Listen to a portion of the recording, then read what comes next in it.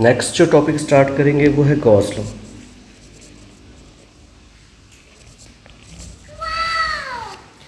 Gauss law क्या बोलता है कि फ्लक्स किसी भी क्लोज सरफेस से कितना होगा। ठीक है, तो फ्लक्स का फॉर्मूला पिछले टॉपिक में पढ़े थे, integration of E dot D S होता था। ठीक है, और इसकी वैल्यू जो होती थी, गॉस थ्योरम कहता है कि इसकी value Q upon epsilon zero के बराबर होती है। इसी स्टेटमेंट को गॉस थ्योरम कहते हैं। ठीक है, जैसे देखते हैं कि किसी भी सरफेस पे अगर मैं टोटल क्लोज सरफेस पे क्या निकालने की कोशिश करें, फ्लक्स निकालने की कोशिश करें, तो वो क्या होगा, 1 upon epsilon zero times of total charge होगा। इसी स्टेटमेंट को क्या कहते हैं, गॉस थ्योरम। तो गॉस थ्योरम का statement to state Gauss theorem without proof, तो लिख देते हैं कि electric flux through any close surface S is equals to Q upon epsilon zero. Q क्या है, टोटल चार्ज, और एस क्या है, इनक्लोज सरफेस। तो सरफेस कैसा होना चाहिए, क्लोज होना चाहिए। सरफेस कैसा होना चाहिए, अगर सरफेस क्लोज्ड है तो टोटल फ्लक्स की वैल्यू क्या होती है, क्यू अपॉन एप्सिलॉन जीरो होता है। इसी स्टेटमेंट को क्या कहते हैं हम लोग, गॉस थ्योरम कहते हैं। ठीक है, जैसे इसका प्रूफ भी कर सकते हैं। इसका प्रूफ कैसे करेंगे, प्रूफ ऑफ गॉस थ्योरम। तो हम लोग के पास मान लेता हूँ कि कोई ऐसा चार्ज था, चार्ज क्यू रखा हुआ था, और इसके चारों ओर के स्पेस हो गया जो इसको क्लोज कर दिया। इसका सरफेस एरिया एस है, तो ई डॉट डी एस की वैल्यू क्या होनी चाहिए, क्यू अपॉन एप्सिलॉन जीरो, ये प्रूफ करना। ठीक है, तो हम लोग क्या लेते हैं कि इलेक्ट्रिक फील्ड ई और डी एस की वैल्यू निकाल के देखते हैं कितनी होगी। अब इलेक्ट्रिक फील्ड चार्ज के हमेशा परपेंडिकुलर, तो इलेक्ट्रिक फील्ड हो गया। एरिया वेक्टर भी सरफेस के हमेशा परपेंडिकुलर, तो डी एस हो गया। और ये दोनों एक दूसरे कैसे हैं, पैरेलल है। तो क्या कंक्लूजन निकलेगा कि ई और एस पैरेलल है, तो एंगल कितना हो गया, integration of E D S cos zero. Cos zero की वैल्यू हो जाएगी 1, क्योंकि दोनों पैरेलल थे इसलिए जीरो हो गया एंगल। तो क्या बचा, ई बाहर, इंटीग्रेशन ऑफ डी एस। ई की वैल्यू कितनी होती है, ई की वैल्यू होती है 1/4 epsilon zero Q upon R square, और डी एस यानी कि सरफेस एरिया एस हो जाएगा। अब एक स्फेयर लग गया था इसको क्लोज करने के लिए, तो 1/4 epsilon zero Q upon R square into 4 R square हो जाएगा। 4 से 4 कैंसिल, आर स्क्वायर से आर स्क्वायर कैंसिल, तो क्या बचेगा हम लोग के पास कि फ्लक्स की वैल्यू जो कि integration of E dot D S के बराबर थी, उसकी वैल्यू कितनी हो जाएगी, क्यू अपॉन एप्सिलॉन जीरो। यही तो गॉस थ्योरम कहता था। ये प्रूफ हो गया गॉस थ्योरम क्या होगा। ठीक है, गॉस थ्योरम क्या कहता है कि अगर कोई भी सरफेस हो, अंदर पे चार्ज क्यू है, तो इससे निकलने वाला टोटल फ्लक्स क्या होगा, क्यू अपॉन एप्सिलॉन जीरो। यहाँ पर क्यू क्या होता है, उसका टोटल चार्ज होता है। ठीक है, एग्जाम्पल देख लेते हैं इसका। जैसे मान लीजिए कि एक सरफेस ले लिया, यहाँ पर चार्ज रख दिया क्यू, पूछा फ्लक्स कितना होगा, तो फ्लक्स कितना होगा, क्यू अपॉन एप्सिलॉन जीरो। एक और एग्जांपल देखते हैं। अगर मान लो सरफेस ले लिए, चार्ज रख दिया 2q, पूछा फ्लक्स कितना होगा, तो 2q अपॉन एप्सिलॉन जीरो। एक और एग्जांपल देखते हैं, -2q रख दिए, पूछा फ्लक्स कितना होगा, तो -2q अपॉन एप्सिलॉन जीरो।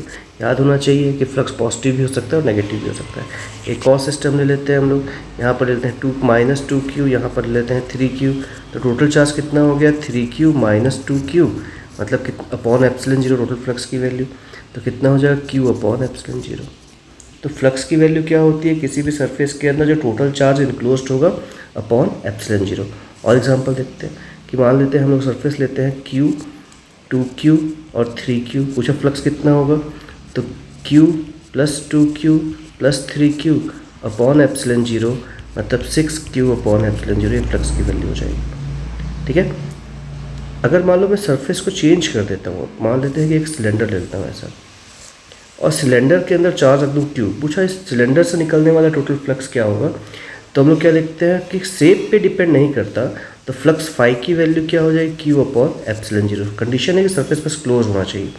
मान लेते हैं कोन ले लेते हैं हम लोग, मैं पूछा इस कोन से टोटल फ्लक्स, इसमें अंदर रखा है चार्ज क्यू, इस कोन का टोटल फ्लक्स कितना है, तो क्यू अपॉन एप्सिलॉन जीरो। एक स्फेयर ले लिया, चार्ज क्यू रखा हुआ, तो फ्लक्स कितना हो जाएगा, क्यू अपॉन एप्सिलॉन जीरो। ठीक है, एक और सरफेस ले लिया हम लोग, हेमिस्फेयर, चार्ज रख दिए क्यू, पूछा फ्लक्स पूरा कितना होगा, तो क्यू अपॉन एप्सिलॉन जीरो। तो क्या पता चल रहा है, फ्लक्स की वैल्यू जो होती है वो शेप पे डिपेंड नहीं करती, वो सिर्फ अंदर में जो इनक्लोज चार्ज है उस पर डिपेंड करती है। एक और एग्जांपल देखते हैं। मान लेते हैं कि स्फेयर हो गया, इस स्फेयर के इस पॉइंट पर चार्ज है क्यू और बाहर पर चार्ज है 2q, पूछा टोटल फ्लक्स कितना है, तो ये तो स्फेयर के बाहर हो गया। अंदर पे चार्ज कितना है Q, तो फ्लक्स की वैल्यू क्या निकलेगी फिर से Q अपॉन एप्सिलॉन जीरो। तो अंदर पे जितना चार्ज है फ्लक्स सिर्फ उस पर डिपेंड करता है। ठीक है, नेक्स्ट टाइप का क्वेश्चन ट्राई करते हैं कि मान लेता हूँ कि एक क्यूबॉइड है, इस क्यूबॉइड के सेंटर पे चार्ज रखा हुआ है Q, पूछा फ्लक्स कितना होगा, तो फाई की वैल्यू क्या होगी Q अपॉन एप्सिलॉन जीरो। इससे क्या पता चलता है कि जो फ्लक्स होता है वो सरफेस पे डिपेंड नहीं करता या शेप पे डिपेंड नहीं करता। तो Gauss law is true for close surface. अब इस पूरे क्यूबॉइड में फ्लक्स की वैल्यू कितनी है Q अपॉन एप्सिलॉन जीरो, और पूछे हैं कि सिर्फ नीचे वाले पे फ्लक्स कितना होगा। तो नीचे वाले पे टोटल फ्लक्स निकल गया और सिर्फ नीचे वाले पे फ्लक्स पूछता है, तो फाई क्या हो जाएगा उसका आधा। क्यों? क्योंकि ऊपर टोटल में Q अपॉन एप्सिलॉन जीरो है, तो सिर्फ नीचे वाले में कितना होगा Q अपॉन एप्सिलॉन जीरो का आधा। सेम क्वेश्चन, एक क्वेश्चन और ट्राई करते हैं। जैसे मैं पूछ दिया कि एक ऐसा सिलेंडर है, ठीक है, ऐसा एक सिलेंडर है और चार्ज जो है वो यहाँ पर रखा हुआ है। तो इस सिलेंडर पे टोटल फ्लक्स की वैल्यू कितनी होगी? तो क्या सरफेस क्लोज्ड है, क्या चार्ज क्लोज्ड है, तो चार्ज को क्लोज कर लेते हैं। अब ये चार्ज क्लोज हो गया, तो पूरे में फ्लक्स कितना होगा Q अपॉन एप्सिलॉन जीरो। तो सिर्फ इस नीचे वाले, इस ऊपर वाले भाग पे कितना फ्लक्स होगा उसका आधा, तो Q अपॉन 2 एप्सिलॉन जीरो। और देखिए मैं बोला कि एक ऐसा हेमीस्फेयर है, इस हेमीस्फेयर के सरफेस पे एक चार्ज रखा हुआ है और इस पे इस हेमीस्फेयर से फ्लक्स कितना होगा वो निकाल के बताइए। तो इसमें कितना है, क्या सरफेस क्लोज है, तो क्लोज कर लेते हैं। तो टोटल फ्लक्स की वैल्यू कितनी हो जाएगी? टोटल फ्लक्स की वैल्यू होगी Q अपॉन एप्सिलॉन जीरो। और पूछो सिर्फ ऊपर वाले में कितना होगा, तो उसका आधा। तो शेप पे डिपेंड नहीं करता, टोटल सरफेस जो होगा उसको निकालने के बाद ही सॉल्व कर पाएंगे। तो अगला कंडीशन बोलता है कि अगर in a situation when surface is not chosen for there some charge inside and some out, कुछ अंदर और कुछ बाहर हो, तो हम लोग क्या करना पड़ेगा कि हम लोगों को एक सरफेस मानना पड़ेगा, जिस सरफेस को हम लोग क्या कहेंगे गॉसियन सरफेस। यहाँ समझाया उस चीज़ को, क्या मानना पड़ेगा, एक सरफेस मानना पड़ेगा। सरफेस को क्या बोलते हैं हम लोग, गॉसियन सरफेस। ठीक है, और गॉसियन सरफेस का जो शेप होता है वो कोई भी ले सकते हैं, बस चार्ज का डिस्ट्रीब्यूशन कैसा होना चाहिए, कंटिन्यूस होना चाहिए। ठीक है, तो शेप कैसा लें उसके लिए बताया कि Gauss law is often useful towards much easier calculation of electrostatic field then system of symmetry. जिसमें सिमेट्री होगी उसमें हम लोग गॉस लॉ को ईजिली लगा सकते हैं और फील्ड ईजिली निकाल सकते हैं। ठीक है, अब क्या गॉस लॉ हर कंडीशन पे एप्लीकेबल है? तो देखना, Gauss law is based on inverse square independence on the distance contain Coulomb's law. Coulomb's law पे बेस्ड होता है क्योंकि उसकी वैल्यू 4πr² पुट किए थे हम लोग। Any violation of Gauss law will indicate departure from inverse square law. अगर मान लो किसी कंडीशन पे कि गॉस लॉ एप्लीकेबल नहीं हो रहा होगा तो वहाँ पर इनवर्स स्क्वायर लॉ भी एप्लीकेबल नहीं होगा। ठीक है, तो ये प्रॉपर्टीज़ हो गई गॉस लॉ की। ठीक है, इसमें से एक NCERT का क्वेश्चन है। क्वेश्चन पूछता है कि एक ऐसा सरफेस है, इस सरफेस पे चार्ज Q यहाँ पर रखा हुआ है और पूछा है इस सरफेस से फ्लक्स कितना होगा। तो क्या ये सरफेस क्लोज है? तो सरफेस को क्लोज नहीं, तो क्लोज कर लेते हैं, एक सरफेस बना लेते हैं उसको क्लोज करने के लिए। अब ये सरफेस क्लोज हो गया, तो पूरे क्यूब पे फ्लक्स की वैल्यू कितनी होगी? Q upon epsilon zero. अब कितने फेस हैं? 1 2 3 4, 4 और 2 टोटल 6 फेसेस हो गए। तो एक में कितना जाएगा? 6 पार्ट में बढ़ गया, इसलिए Q अपॉन 6 एप्सिलॉन जीरो। ये भी NCERT प्रॉब्लम। ठीक है, तो हम लोगों का इस प्रकार से गॉस थ्योरम कंप्लीट हो गया। गॉस थ्योरम क्या कहता है कि टोटल फ्लक्स जो होगा किसी भी सरफेस का E.ds से रिप्रेजेंट करेंगे और उसकी वैल्यू क्या होगी? Q upon epsilon zero. Question number 1.10 start करते हैं। NCERT प्रॉब्लम है। क्वेश्चन है कि एक ऐसा शेप है, ठीक है, और जो कि डिस्टेंस a पर प्लेस्ड है ऐसा।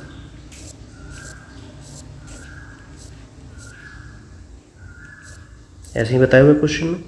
अब क्वेश्चन में पूछा है कि इस ऑब्जेक्ट पे टोटल फ्लक्स की वैल्यू कितनी होगी। अगर क्वेश्चन ऐसा होता कि इलेक्ट्रिक फील्ड E की वैल्यू जो होती वो कांस्टेंट होती, मतलब यूनिफॉर्म फील्ड होता और वो x एक्सिस के अलॉन्ग लग रहा होता, तो क्या होता पहले उसको समझ लेते हैं। तो इलेक्ट्रिक फील्ड लाइन सीधी जाती है इसमें से, क्योंकि यूनिफॉर्म फील्ड है। जितना फील्ड लाइंस इसमें अंदर जाती उतने ही फील्ड लाइंस इसमें से बाहर आ जाती, तो टोटल फ्लक्स की वैल्यू कितनी निकलती? 0 निकल जाती। ठीक है, अगर सेम क्वेश्चन पूछता कि इलेक्ट्रिक फील्ड अगर कांस्टेंट हो तो फ्लक्स की वैल्यू कितनी होगी, तो सेम क्वेश्चन का आंसर कितना आता? 0। पर एक बार क्वेश्चन को विजुलाइज करते हैं। क्वेश्चन में क्या बोला है कि क्वेश्चन में बोला है कि इलेक्ट्रिक फील्ड E जो है वो है alpha x raise to power 1/2। मतलब इलेक्ट्रिक फील्ड जो है वो कांस्टेंट नहीं है, ये कंडीशन नहीं लग रही है इसमें। तो इलेक्ट्रिक फील्ड वेरिएबल है जो कि x पे डिपेंड कर रही है। तो अंदर में जाने वाले फील्ड की संख्या और बाहर निकलने की फील्ड की संख्या क्या होगी? अलग होगी। इसकी वजह से नेट फ्लक्स जो होगा वो अलग अलग आंसर में आएगा।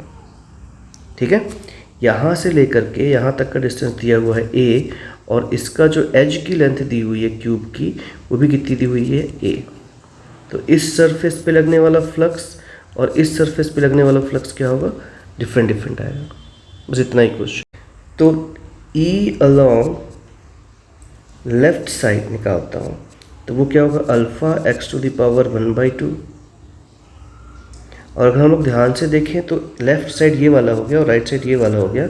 तो लेफ़्ट वाला पार्ट जो है कितना डिस्टेंस पे है? a डिस्टेंस पे है। तो फॉर्मूला निकलेगा alpha a raise to power 1/2। ये इलेक्ट्रिक फील्ड हो गया। इस सरफेस का एरिया वेक्टर बाहर की ओर होगा, लेकिन इलेक्ट्रिक फील्ड बोला है हमेशा x एक्सिस के अलोंग लग रहा है। ऐसा ये Ex हमेशा इसी डायरेक्शन पे लग रहा है, I पॉजिटिव I की ओर लग रहा है। ठीक है, तो उस हिसाब से अगर हम लोग देखते हैं तो ये एंगल कितना हो जा रहा है? 180 डिग्री। तो फ्लक्स का फॉर्मूला क्या निकलेगा? फ्लक्स होता है E into A into cos theta. तो हो जाएगा E A into alpha A to the power 1/2 into area. Side कितना दिया है? A दिया है, तो A स्क्वायर इंटू कॉस 180, और कॉस 180 होता है -1, तो minus alpha A raise to power 5/2। ये निकल गया फ्लक्स लेफ़्ट साइड पे। अगर फ्लक्स निकालना चाहें राइट साइड पे तो फॉर्मूला तो वही होगा EA कॉस थीटा। अब इलेक्ट्रिक फील्ड का फॉर्मूला क्या होता है? इलेक्ट्रिक फील्ड का फॉर्मूला है alpha x to the power 1/2। Question में गिवन है। अल्फ़ा तो अल्फ़ा है, लेकिन x को देखते हैं। यहाँ से यहाँ तक a है और यहाँ से यहाँ तक फिर से a है, तो राइट साइड के लिए डिस्टेंस कितना हो गया? 2a। तो ये हो जाएगा 2a रेज टू पावर 1/2। ठीक है, और एरिया का फॉर्मूला क्या हो जाएगा? a square. तो इसमें से आ जाएगा √2 alpha a to the power 5/2। और कॉस कितना हो जाएगा? कॉस 0 की वैल्यू 1 होती तो इसको नहीं लिखा। तो जो नेट फ्लक्स निकल करके आएगा, flux phi is equals to होगा phi left plus phi right, क्योंकि स्केलर क्वांटिटी है, कोई डायरेक्शन की जरूरत नहीं, डायरेक्टली ऐड कर देंगे। तो a to the power 5/2 common, alpha common, यहाँ क्या बचेगा? √2 माइनस 1।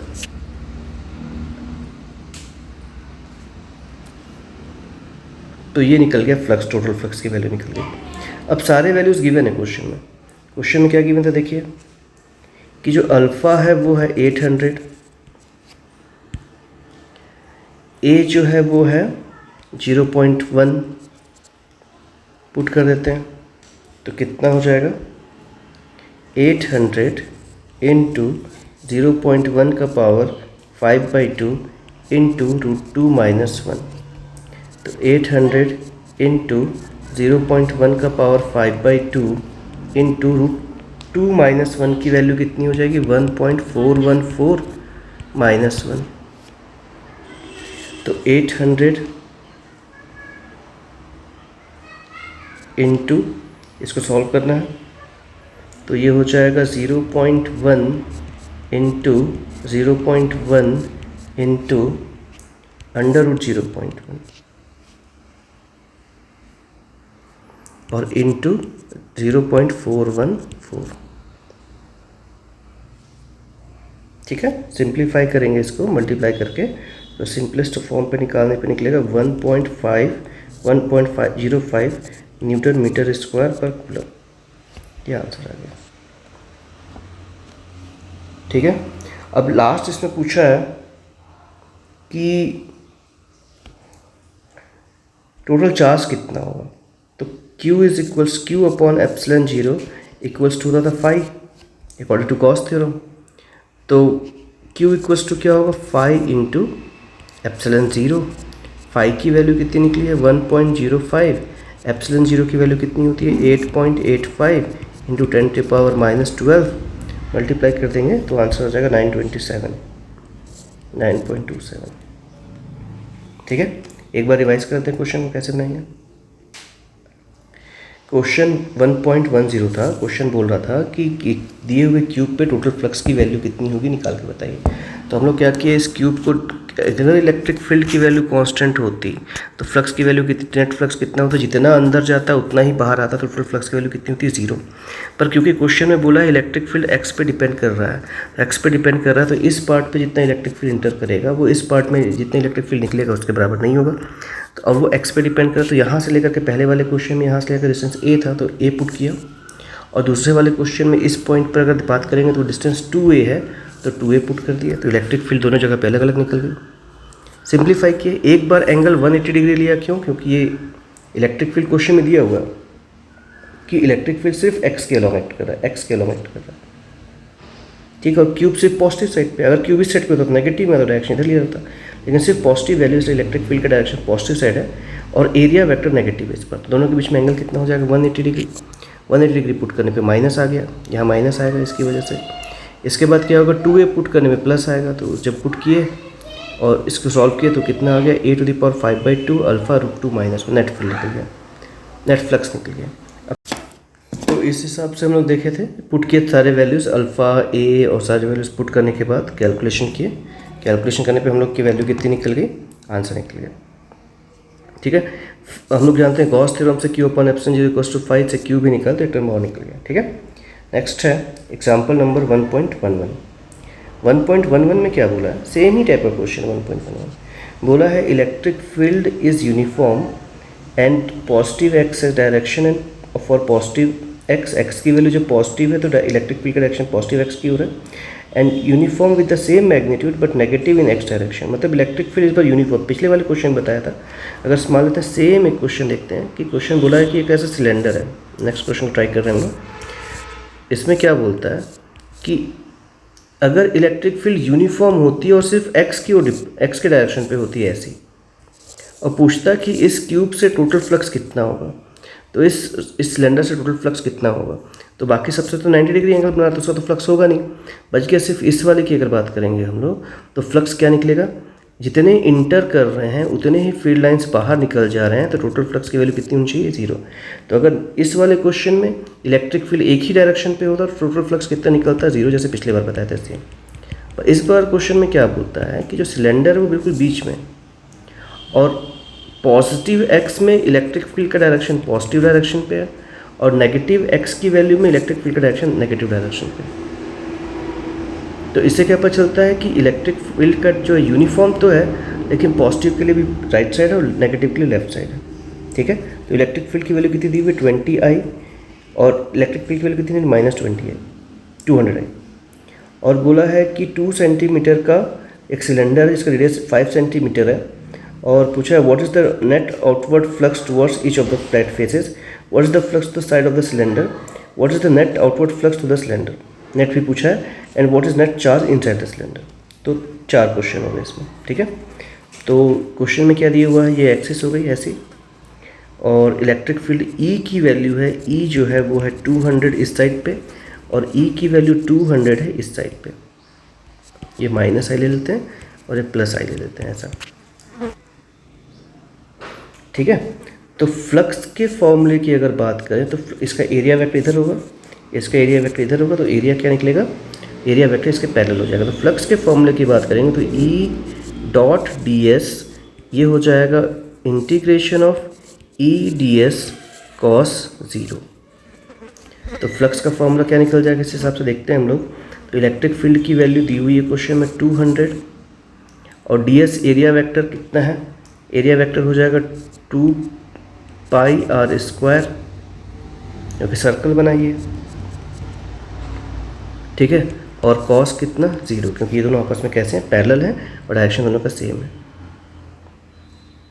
ठीक है, पुट करते हैं तो 200 इंटू पाई की वैल्यू हो जाएगी 22/7 या 3.14 और रेडियस दिया हुआ है 5 सेंटीमीटर, चेंज करेंगे तो 0.05 का स्क्वायर, ये कैलकुलेशन होगा।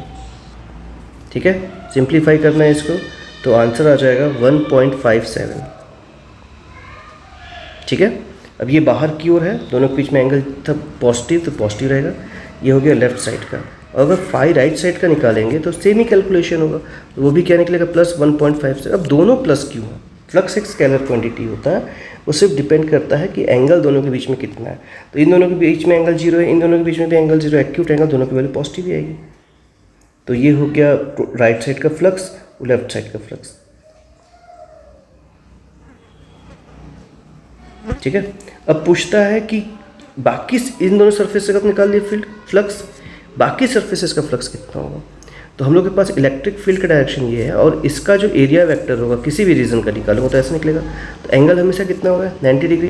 तो अगर बाकी पार्ट का फ्लक्स निकालना, बी क्वेश्चन, बाकी पार्ट का फ्लक्स निकालना है तो वो हो जाएगा ई डॉट डी एस का इंटीग्रेशन, और ये हो जाएगा integration E D S cos 90, क्योंकि एंगल देखिए 90 डिग्री बन रहा है इन दोनों के बीच में, तो कॉस 90 की वैल्यू कितनी हो जाती है 0, तो टोटल फ्लक्स कितना निकलेगा 0। ठीक है, अब पूछा टोटल फ्लक्स कितना होगा, थर्ड क्वेश्चन, तो टोटल फ्लक्स कितना निकलेगा, phi total equals to left और राइट में लग रहा है, बाकी सबकी वजह से 0 हो गया, तो 1.57 प्लस 1.57, तो 3.14 आंसर हो गया, ये आ गया 3.14 answer.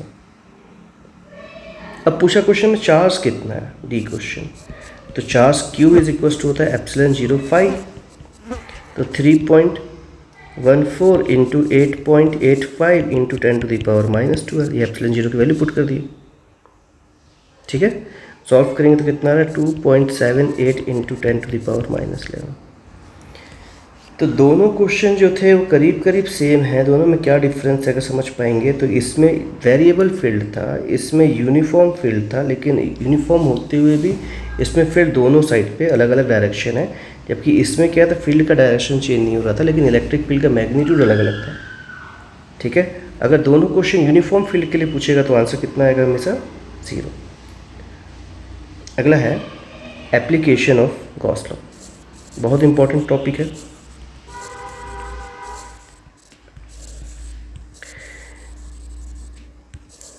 Application of Gauss law में बेसिकली हम लोग क्या निकालेंगे, हम लोगों को निकालना होता है इलेक्ट्रिक फील्ड। ठीक है, किसके किसके लिए निकालेंगे, इलेक्ट्रिक फील्ड निकालेंगे हम लोग एक इनफाइनाइट लीनियर कंडक्टर के लिए। ठीक है, फिर हम लोग निकालेंगे electric field due to a sheet of charge, इसके बाद निकालेंगे electric field due to spherical shell. 3 derivation होंगे इसमें, इलेक्ट्रिक फील्ड निकालनी है, इलेक्ट्रिक फील्ड की वैल्यू कितनी होगी 3 कंडीशन। तो स्टार्ट करते हैं। पहला है electric field due to a linear conductor, जो कंडक्टर है उसकी लेंथ जो दी हुई है वो इनफाइनाइट लेंथ की है। अब इनफाइनाइट लेंथ होने की वजह से इस पूरे कंडक्टर का इलेक्ट्रिक फील्ड तो नहीं निकाल सकते, तो हम लोग क्या करेंगे, हम लोग इसमें एक छोटा सा भाग ले लेते हैं यहाँ से लेकर के यहाँ तक, जिसकी लंबाई L है, और इतने में जो चार्ज है वो Q है, ऐसा एज्यूम कर लेते हैं। तो इसको क्लोज करना है, तो हम लोग इसको क्लोज करने के लिए कोई भी सरफेस एज्यूम कर सकते थे, लेकिन मेरे पास जो सबसे सही शेप दिख रहा है वो होगा सिलेंडर।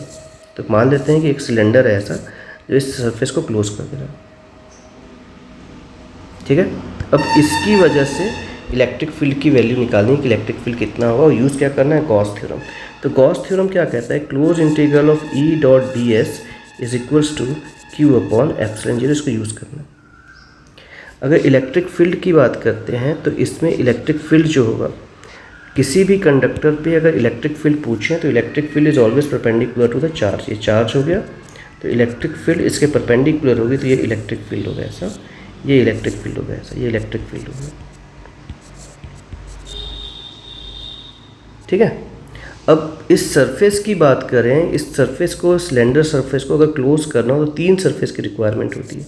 एक सरफेस होता है ये S1 मान लेता हूँ, एक सरफेस हो गया ये S2 मान लेते हैं, एक सरफेस हो गया ये S3 मान लेते हैं। ठीक है, अब स्टार्ट करते हैं।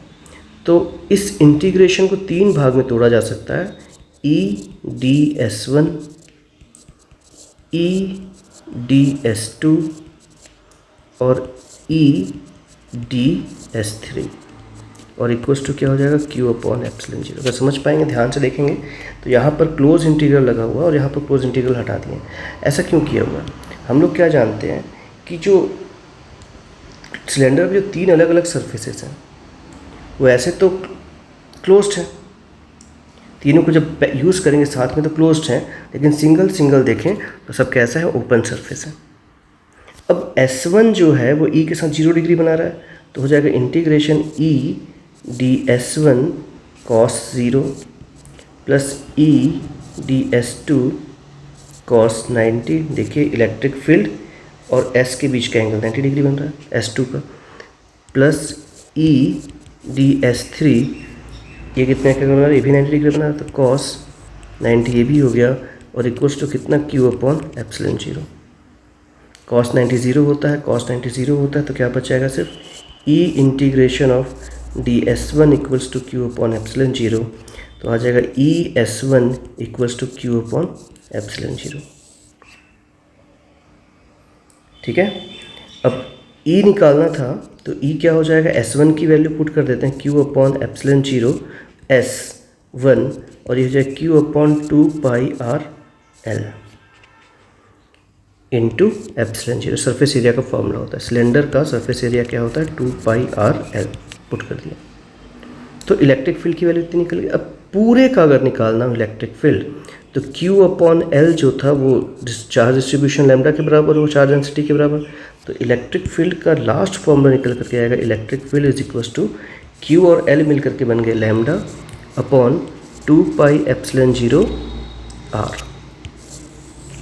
तो जो इलेक्ट्रिक फील्ड होता है वो R के इन्वर्सली प्रोपोर्शनल हो जाएगा। अगर कभी ग्राफ प्लॉट करना होगा किसके लिए, electric field due to a infinite linear conductor, तो इन्वर्सली प्रोपोर्शनल का ग्राफ बनेगा। ठीक है, तो डेरिवेशन सेम आया है, देख लीजिए λ/2πε0R। ठीक है, नेक्स्ट क्वेश्चन दिया हुआ है electric field due to infinite linear sheet. एक इनफाइनाइट लीनियर शीट की वजह से इलेक्ट्रिक फील्ड कितनी होगी। तो मान लेते हैं कि ये कोई इनफाइनाइट लीनियर शीट है, इसकी लंबाई चौड़ाई ऊंचाई कितनी है, इन्फिनिटी है, और इस पे किसी सरफेस पे मेरे को गॉस थ्योरम लगा करके निकालना है कि फ्लक्स की वैल्यू कितनी, इलेक्ट्रिक फील्ड की वैल्यू कितनी होगी। तो मैं इसमें एज्यूम कर लेता हूँ ऐसा एक सरफेस, यहाँ पर जो चार्ज है वो पॉजिटिव मान लेते हैं ऐसा। अब इस पॉजिटिव चार्ज की वजह से फ्लक्स निकालना उसको इलेक्ट्रिक फील्ड निकालनी। पूरा पॉजिटिवली चार्ज है लेकिन निकालते समय सिर्फ इस भाग का निकाल, तो हम लोग क्या करना पड़ेगा, इसको क्लोज करना पड़ेगा। तो सरफेस को क्लोज कर लेते हैं।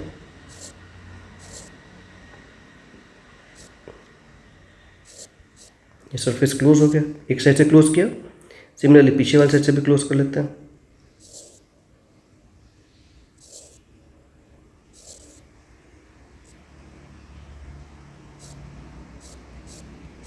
अब ये सरफेस क्लोज हो गया दोनों साइड से, ये जो सरफेस एरिया था ये दोनों साइड से क्लोज हो गया।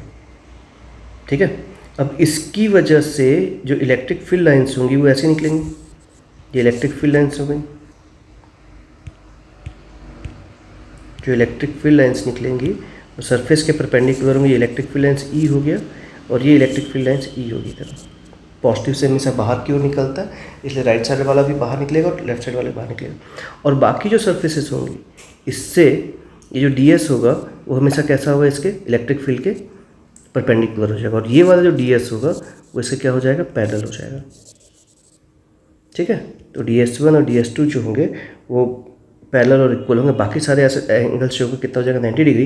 तो अगर फ्लक्स की वैल्यू निकालेंगे तो सिर्फ पिछले वाले एग्जाम्पल में देखें तो सिर्फ इस पर डिपेंड करेगा। तो फ्लक्स कितना होगा, तो फ्लक्स की वैल्यू होगी close line integral of E.ds होगा पहला, तो इज इक्वल्स टू Q/ε0। इसको 6 अलग अलग पार्ट में तोड़ेंगे, इससे पहले वाले में 3 पार्ट में तोड़े थे, इसको 6 अलग अलग पार्ट में तोड़ेंगे और बाकी सारे 90 डिग्री हो जाएंगे। सिर्फ एक ये सरफेस और एक ये सरफेस 0 डिग्री का होगा। तो हम लोग के पास निकलेगा S1 plus ED/S2 is equals to Q upon epsilon 0। अब ये हो जाएगा E into S plus E into S equals to Q upon epsilon 0। इससे निकलेगा 2ES equals to Q upon epsilon 0। इससे E की वैल्यू क्या निकल जाएगी, E इज इक्वल्स निकलेगा Q अपॉन 2S एप्सिलॉन 0। अब Q अपॉन S को सिग्मा यानी कि सरफेस चार्ज डेंसिटी कहते हैं, तो सिग्मा अपॉन 2 एप्सिलॉन 0 आंसर आ जाएगा। तो इलेक्ट्रिक फील्ड की जो वैल्यू निकली E इज इक्वल्स टू क्या निकलेगा, सिग्मा अपॉन 2 एप्सिलॉन 0। किसी भी प्लेन शीट के लिए इलेक्ट्रिक फील्ड की वैल्यू क्या निकलती है, सिग्मा अपॉन 2 एप्सिलॉन 0। अगर समझेंगे देखिए समझ में आएगा कि ये R पे डिपेंड नहीं कर रहा। तो यूनिफॉर्म फील्ड अगर कभी भी प्रोड्यूस करना हो तो मेरे को एक सीट ऑफ चार्ज यूज़ करना पड़ेगा। इस सीट ऑफ चार्ज पे जितनी भी दूरी पे जाए, चाहे लेफ्ट साइड जाए चाहे राइट साइड जाए, फील्ड कैसा होता है, कांस्टेंट होता है, सिग्मा अपॉन 2 एप्सिलॉन 0।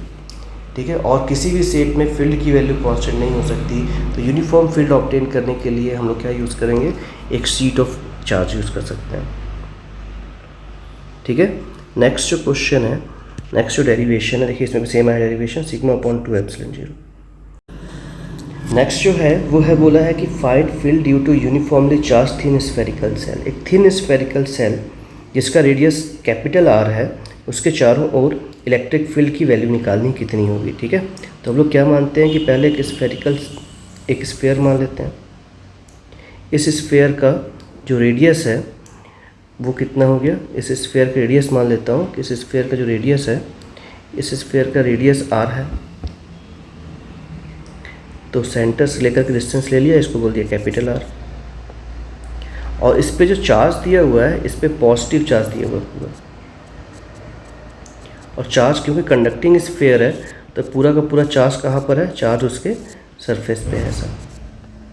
अब इसकी वजह से टोटल इलेक्ट्रिक फील्ड निकालनी है। ठीक है, तो मेरे को क्या करना पड़ेगा, सरफेस को क्लोज करना पड़ेगा, क्योंकि जब तक सरफेस क्लोज नहीं होगा तब तक हम लोग गॉस थ्योरम नहीं लगा सकते। तो एक और इसके चारों एक सरफेस मान लेता हूँ, इसके रेडियस को मान लेते हैं हम लोग स्मॉल r। अब ये जो रेडियस है इसका बाहर वाला, इसकी वैल्यू कुछ भी हो सकती है, इसको कितना दूर से उतना ले सकते हैं। ठीक, अब इसके लिए मेरे को निकालना है कि इलेक्ट्रिक फील्ड की वैल्यू कितनी होगी।